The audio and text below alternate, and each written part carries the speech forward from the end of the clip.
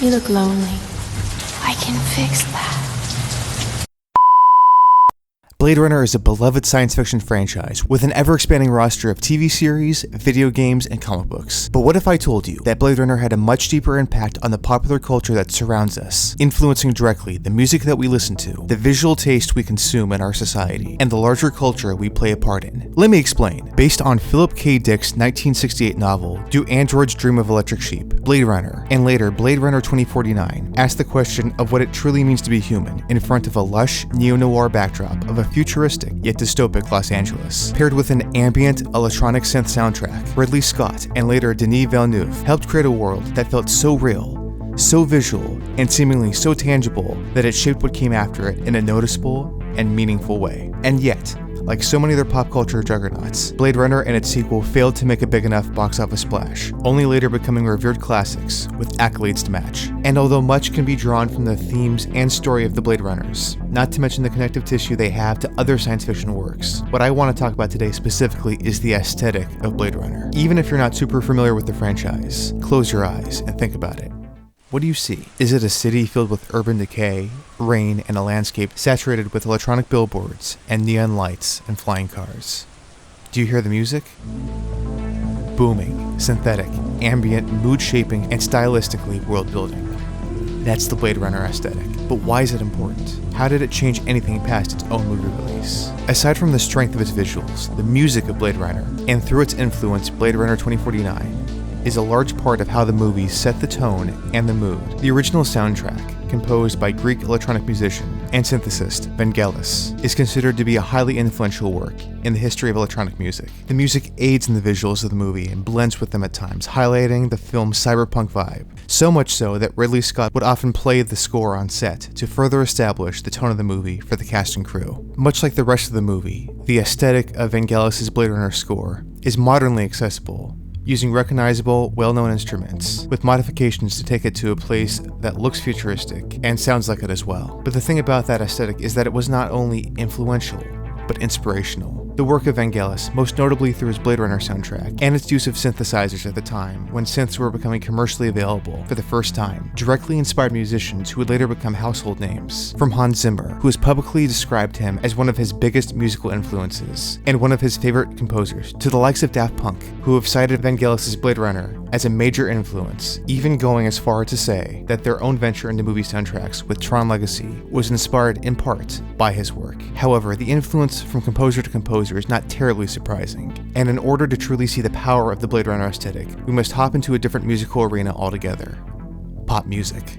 Despite pop music not being the first thing to pop into your head when thinking about Blade Runner, its influence is unmistakable.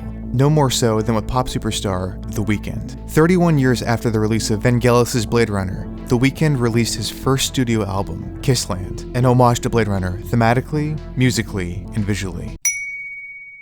Kissland, the concept album, explores the themes of artificial emotions in a strange, fantastical, neon-lit world, drawing heavy influence from the thematics set up in the film. The Weeknd even goes as far as titling the final track of the album, Tears in the Rain, a direct representation of Roy Batty's monologue at the end of the film.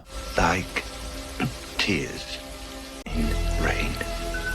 Musically, the album pays respect to the work of Vangelis while breaking new ground. The synth-heavy album is just as atmospheric and moody as Blade Runner, engulfing the listener in an auditory cyberpunk dystopia.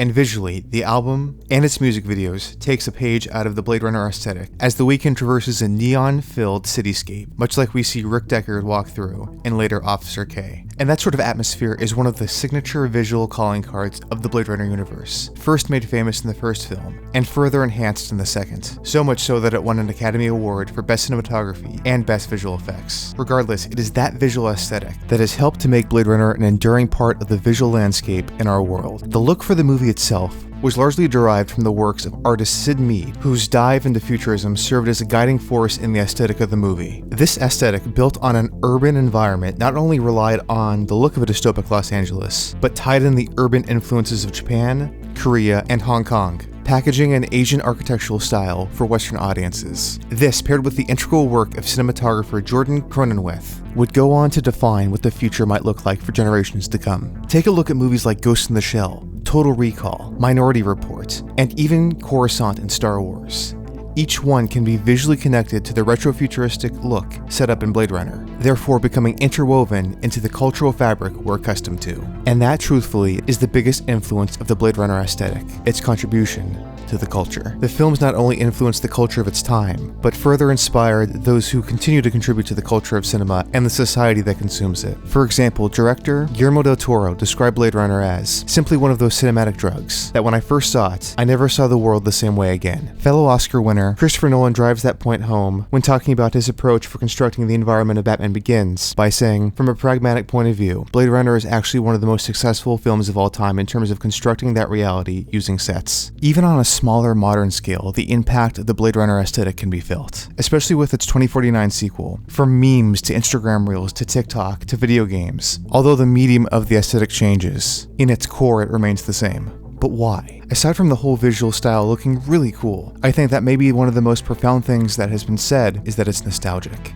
It's this future world with flying cars and impossible environments, but deep down there's something we recognize, something we relate to. Taking something foreign and making it familiar. Fashion, technology, music, brand recognition, and even the corporate struggle between a company and the individual. We see ourselves in this version of A Strange New Tomorrow. And of this correlation, one of the biggest architects of the Blade Runner aesthetic said this: I do not claim to define the future. What I do is to think about why things are the way they are now, and may be brought into reality. This defines the look of future stuff. And that future stuff, musically, visually, culturally, is part of what made it so endearing. And without it, it would just be a story, a script, with no realized world. And if that's the case, it's screenplay or bust. Thank you so much for tuning in, folks. And please don't forget to like, subscribe, and hit that bell icon to turn on notifications. It really helps out the channel. And comment down below. Do you agree about the impact of the Blade Runner aesthetic? If so, what do you think about it? What other examples do you think were inspired by the movie's signature sound and look?